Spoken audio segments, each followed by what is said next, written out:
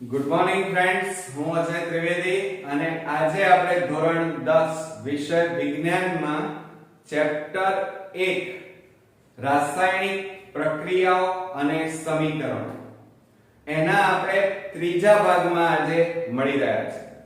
મિત્રો, આ ચેપ્ટરના આપણે કુલ 2 ભાગ જોઈ ચૂક્યા છીએ. આજના આ ભાગની અંદર કુલ આપણે 4 અગત્યના બોર્ડની એક્ઝામ માટેના ટોપિકો જોઈશું.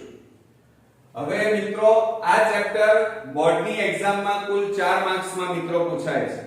સાથે સાથે આ ચેપ્ટર રસાયણ વિજ્ઞાન એટલે કે કેમિસ્ટ્રી તરીકે ઓળખાય છે અને બીજું કે 11-12 સાયન્સ જો તમે રાખવાના હોય અને 10મામાં વિજ્ઞાનમાં 80 માંથી 80 ગુણ મેળવવા હોય તો આ ચેપ્ટરની નાનામાં નાની બાબત પણ તમારે શીખવી પડશે. બરોબર? હવે જો અહીંયા આપણે પહેલી વાત કરીએ કે રાસાયણિક પ્રક્રિયા દરમિયાન થતા ફેરફારો જણાવો, એવો ક્વેશ્ચન પૂછી શકાય કે રાસાયણિક પ્રક્રિયા દરમિયાન કયા કયા ફેરફારો થઈ શકે.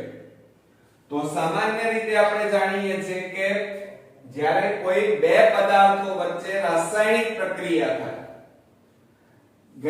ગયા વિડિયોની અંદર આપણે જોયું કે મેગ્નેશિયમને પટ્ટીને ઓક્સિજનની હાજરીમાં સળગાવીએ બર્નરની મદદથી તો મેગ્નેશિયમની પટ્ટી તીવ્ર જ્યોતથી સળગે છે અને છેલ્લે નીચે શું પડે છે તો રાખ પડે છે, પાવડર મળે છે, જે પાવડર મેગ્નેશિયમ ઓક્સાઇડનો હોય છે. તો એવી જ રીતે બે પદાર્થો કોઈ પણ લઈએ અને એમની વચ્ચે રાસાયણિક પ્રક્રિયા કરવામાં આવે તો કયા કયા ફેરફારો જોઈ શકે. તો ધ્યાન રાખો કે પદાર્થની ભૌતિક અવસ્થા બદલાઈ જાય. જોજો, પહેલો કયો ફેરફાર થઈ શકે? એક તો પદાર્થની ભૌતિક અવસ્થા બદલાય, એટલે ઘન હોય તો પ્રવાહીમાં રૂપાંતર થાય, પ્રવાહી હોય તો વાયુમાં રૂપાંતર થઈ શકે. એટલે ટૂંકમાં એની જે અવસ્થા છે ઘન, પ્રવાહી અને વાયુ એમાં બદલાવ આવી શકે. બીજું, પદાર્થમાં રંગ પરિવર્તન જોવા મળે, એટલે કે એનો રંગ બદલી જાય છે. દાખલા તરીકે આપણે એક ઉદાહરણ આપ્યું હતું કે હળદર ઉપર લીંબુનો રસ નીચોવવામાં આવે તો હળદરનો રંગ બદલાય છે. તો એ રંગ બદલાય એટલે રાસાયણિક પ્રક્રિયા દરમિયાન રંગ બદલાવાની શક્યતા પણ રહેલી છે. બીજું, રાસાયણિક પ્રક્રિયા દરમિયાન અમુક વાયુઓ એટલે એને આપણે શું કહીએ છીએ? ગેસ. G વડે દર્શાવીએ છીએ. એટલે કે અમુક હાઇડ્રોજન વાયુ, ઓક્સિજન વાયુ, નાઇટ્રોજન વાયુ જેવા વાયુઓનું પણ નિર્માણ થઈ શકે છે. અને છેલ્લા નંબરમાં કે રાસાયણિક પ્રક્રિયા દરમિયાન એના તાપમાનમાં ફેરફાર થઈ શકે છે. એટલે કે કાં તો એ ગરમ બની શકે છે, કાં તો રાસાયણિક પ્રક્રિયા દરમિયાન તાપમાન ઠંડુ પણ થઈ શકે છે. તો કેટલીક રાસાયણિક પ્રક્રિયાઓમાં મોટાભાગે ગરમી ઉત્પન્ન થાય છે, જ્યારે કેટલીક રાસાયણિક પ્રક્રિયામાં ઠંડક ઉત્પન્ન થાય છે. તો કેટલીક કસનળીને તમે સ્પર્શ કરો તો અંદર રાસાયણિક પ્રક્રિયા થવાના કારણે તમને કસનળી ગરમ થયેલી જોવા મળશે, જ્યારે કેટલીક કસનળી મોટાભાગે ઠંડી જોવા મળશે.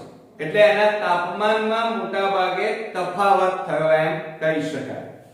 તો આ ખાસ અગત્યનો છે મિત્રો. બોર્ડની એક્ઝામમાં 2 માર્ક્સમાં આ ક્વેશ્ચન્સ પૂછી શકાય કે રાસાયણિક પ્રક્રિયા દરમિયાન તાપમાનમાં અથવા તો રાસાયણિક પ્રક્રિયા દરમિયાન થતા ફેરફારો જણાવો.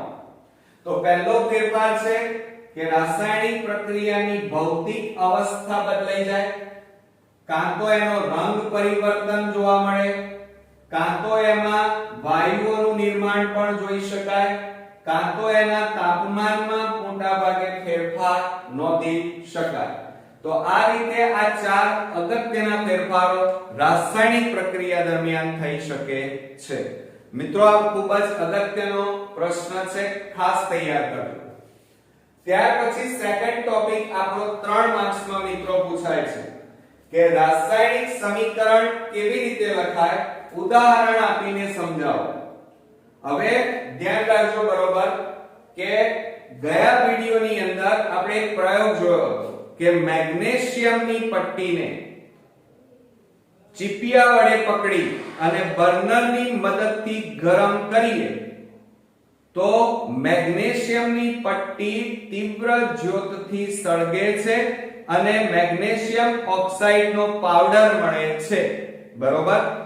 તો આ વસ્તુ બહુ લાંબી થઈ, એને જો ગુજરાતીમાં લખવા જાવ તો ફકરો તૈયાર થાય, પણ આ જ વસ્તુને આપણે જો સમીકરણ સ્વરૂપે દર્શાવીએ તો ટૂંકમાં લખી શકાય.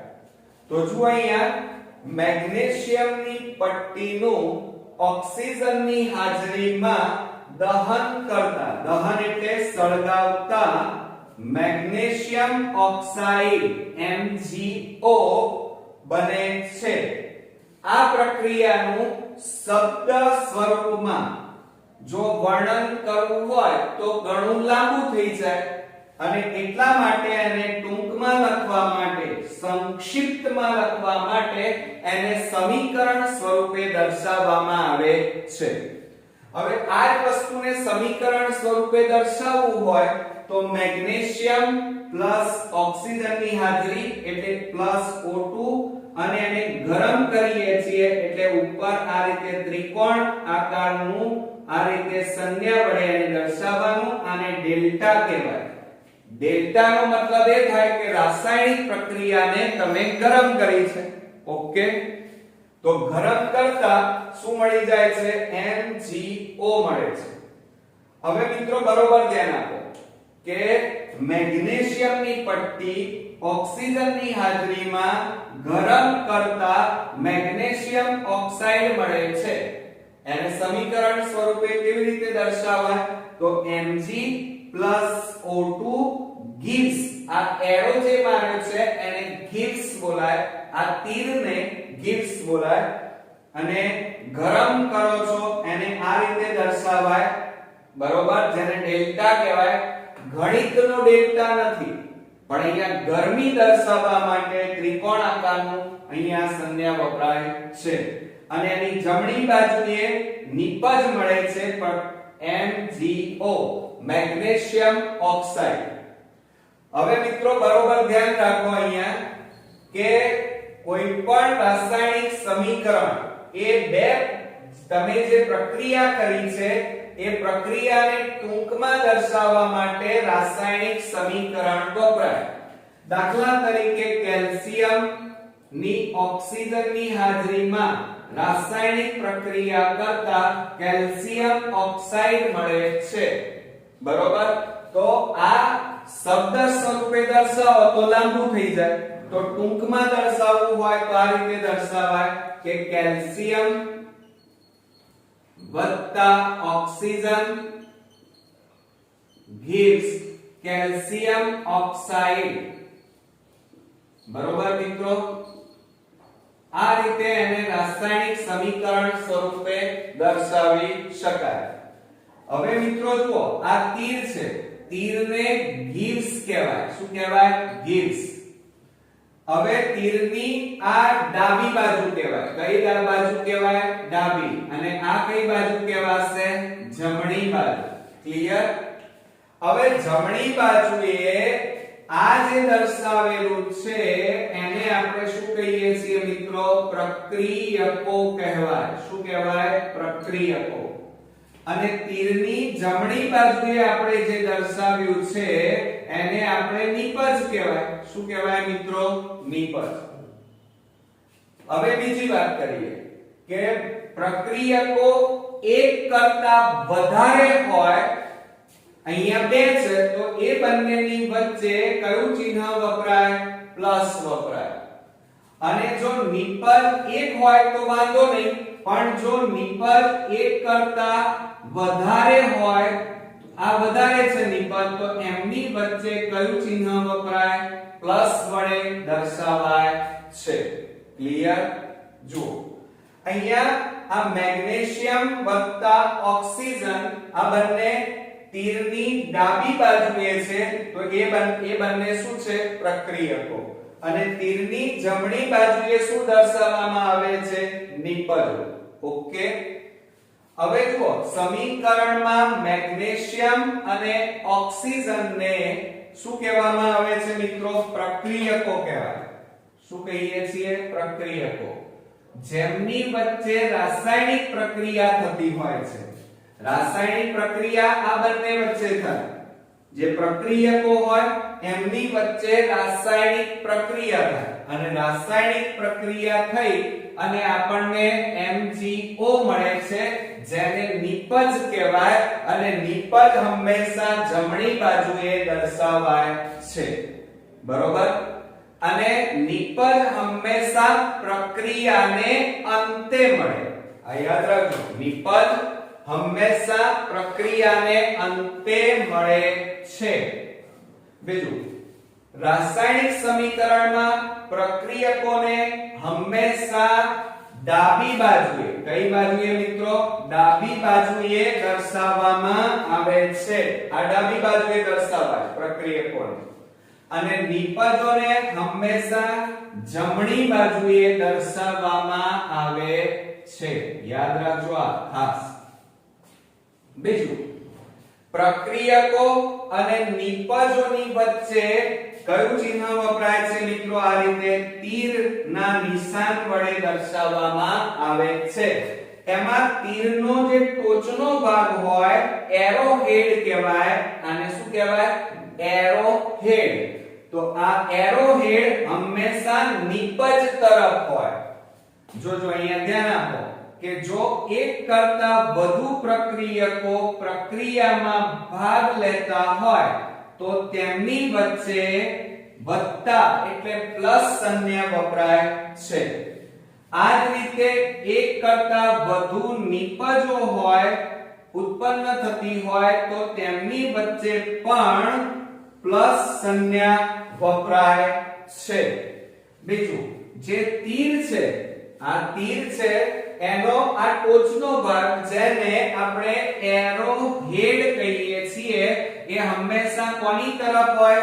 નિપજ તરફ હોય. કઈ બાજુ હોય? નિપજ તરફ હોય છે. બરોબર?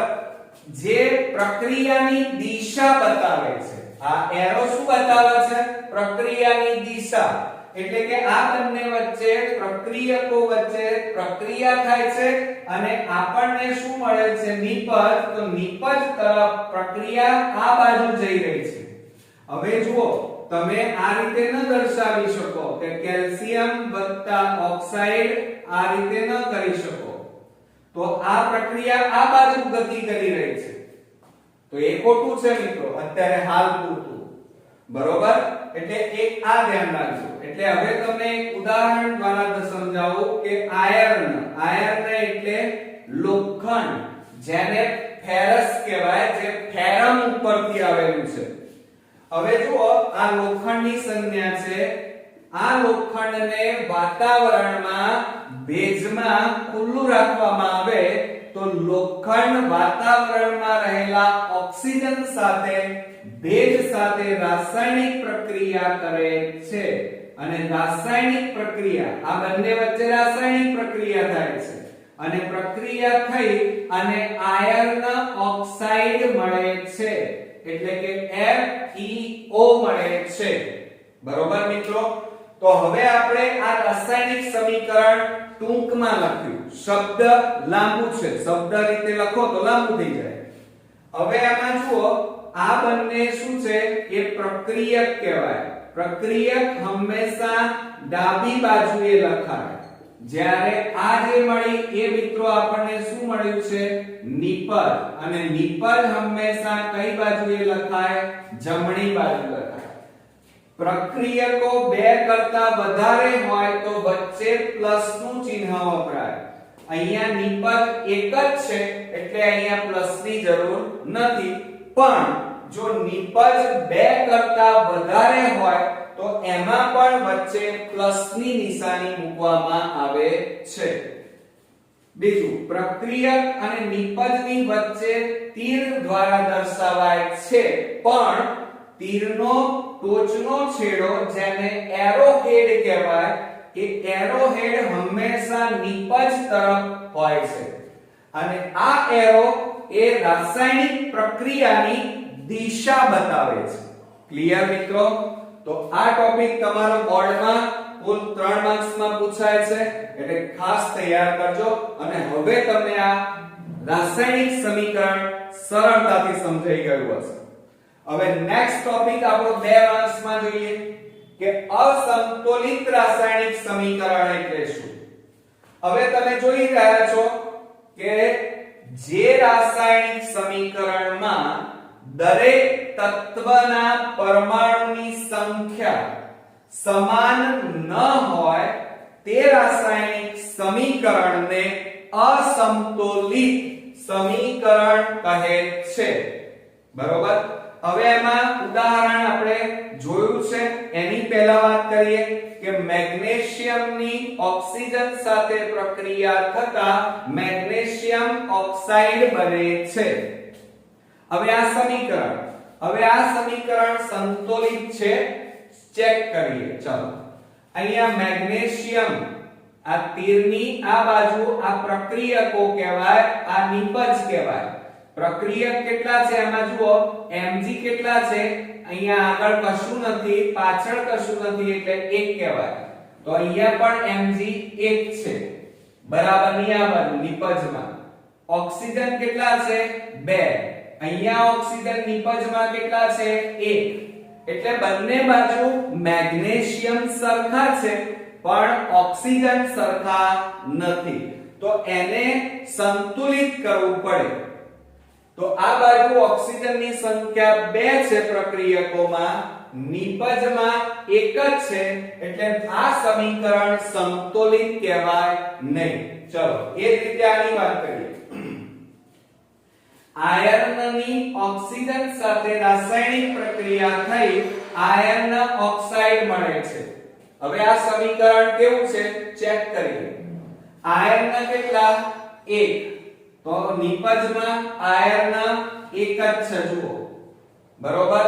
ઓક્સિજન કેટલા? 2. તો અહીંયા ઓક્સિજન 1 જ છે, પણ હંમેશા બંને બાજુ અણુ પરમાણુ બધાની સંખ્યા એમનો જથ્થો સમાન હોવો જોઈએ, અને ન હોય તો સમીકરણને સંતુલિત બનાવવું પડે મિત્રો. તો આવું જે સમીકરણ હોય એને અસંતુલિત સમીકરણ કહી શકાય. ઉપરના સમીકરણમાં બંને બાજુ દ્રવ્યમાન અને પરમાણુઓની સંખ્યા સમાન હોતી નથી. આવા અસંતુલિત સમીકરણને મેગ્નેશિયમના દહનનું માળખાકીય એટલે કંકાલ, વન ટાઈપ ઓફ, આપણી અંદર જે કંકાલ છે એની વાત છે. કંકાલ માળખાકીય રાસાયણિક સમીકરણ કહે છે. જુઓ મિત્રો, કંકાલ જનરલી બધામાં એક સરખું હોય, પણ એની ઉપર જે ચરબી, આ જે ત્વચા ચડે છે, માંસ ભરાય છે, એ દરેક વ્યક્તિમાં જુદું જુદું હોય છે, જેના કારણે મોટા ભાગે આપણે એકબીજાથી શારીરિક બાંધામાં અલગ પડીએ છીએ. બરોબર? તો એને અંદર જે કંકાલ છે કાચો માલ કહેવાય. કેવો માલ કહેવાય? કાચો. તો અહીંયા આ સમીકરણ જે દર્શાવ્યું એ કાચું સમીકરણ કહેવાય, અસંતુલિત સમીકરણ કહેવાય. કેમ? કારણ કે બંને બાજુ દ્રવ્યમાન અને પરમાણુઓની સંખ્યા સમાન નથી, માટે આ સમીકરણને અસંતુલિત સમીકરણ કહેવાય. ક્લિયર? હવે લાસ્ટ ટોપિક ની વાત કરીએ આ વિડિયોના, કે સંતુલિત રાસાયણિક સમીકરણ કેમ હોવું જોઈએ. બરોબર? સમીકરણ બેલેન્સ કેમ હોવું જોઈએ, તેના કેટલાક કારણો છે મિત્રો. જુઓ, સંતુલિત રાસાયણિક સમીકરણની મદદથી પ્રક્રિયકો અને નિપજોના કેટલા મોલ અણુઓ છે એ જાણી શકાય છે. પ્રક્રિયકોનો કેટલો જથ્થો, ધ્યાન રાખજો, પ્રક્રિયામાં 100 ગ્રામ, 500 ગ્રામ, 50 ગ્રામ, 10 ગ્રામ કેટલો જથ્થો પ્રક્રિયામાં વપરાય છે અને નિપજોના કેટલો જથ્થો મળે છે, અહીંયા વપરાય છે, નિપજોમાં મળે છે, તે જાણી શકાય છે. બીજું, પ્રક્રિયકો અને નિપજોની ભૌતિક સ્થિતિ પણ જાણી શકાય છે. એટલે કે પ્રક્રિયકો અને નિપજો કયા કયા સ્વરૂપે છે, એ એટલે કે ઘન, પ્રવાહી, વાયુ સ્વરૂપે છે, એ જાણી શકાય છે. સમજો જરા, તમે જોયું હશે કે આ ટોપિક આપણો બોર્ડની એક્ઝામમાં 2 માર્ક્સમાં મિત્રો ખાસ પૂછાય છે કે સમતોલિત રાસાયણિક સમીકરણનું મહત્વ શું. તો એના 3 મુદ્દા છે મિત્રો. એક તો સમતોલિત રાસાયણિક સમીકરણની મદદથી પ્રક્રિયકો અને નિપજોમાં કેટલા મોલ છે, કેટલા અણુ છે એની અંદર ભાગ લે છે, એ તમે નક્કી કરી શકો, એ જાણી શકાય. પ્રક્રિયકોનો જથ્થો કેટલો તમે પ્રક્રિયકો વાપર્યો, 50 ગ્રામ, 5 ગ્રામ, 10 ગ્રામ, 2 ગ્રામ, કેટલા પ્રક્રિયકો વાપર્યા અને નિપજોમાં તમને કેટલા ગ્રામ મળ્યું, એટલે કે દ્રવ્યમાન જથ્થો કેટલો મળ્યો, એ તમે જાણી શકો છો. અને ત્રીજો મુદ્દો કે તમે પ્રક્રિયકો અને નિપજોની ભૌતિક અવસ્થા જાણી શકો છો. આમ 3 વસ્તુ અગત્યની છે. એક તો પ્રક્રિયક અને નિપજોના મોલ, સેકન્ડ થિંગ પ્રક્રિયકો અને નિપજોનો જથ્થો જાણી શકાય, અને ત્રીજા નંબરમાં પ્રક્રિયકો અને નિપજોની ભૌતિક અવસ્થા જાણી શકાય. ઓકે મિત્રો, તો આજના આ 4 ટોપિક તમને સમજાઈ ગયા હશે. તો મિત્રો આ 4 ટોપિક લખી કાઢો અને તૈયાર કરી નાખો, જેથી કરીને આપણે બોર્ડની એક્ઝામમાં પૂરેપૂરા માર્ક્સ મેળવી શકીએ. તો નેક્સ્ટ વિડિયોમાં પાછા આ ચેપ્ટરના અગત્યના ટોપિક સાથે ફરી મળીશું. ત્યાં સુધી જે સ્ટુડન્ટ્સે મારા પહેલા 2 વિડિયો આ ચેપ્ટરના ન જોયા હોય તો અચૂકથી જોજો, અને પછી જ આ વિડિયો તમે જોશો તો તમને આ ચેપ્ટર પૂરેપૂરું આવડી જશે. તો નેક્સ્ટ વિડિયોમાં આપણે ફરી મળીએ. ત્યાં સુધી ગુડ નાઈટ મિત્રો.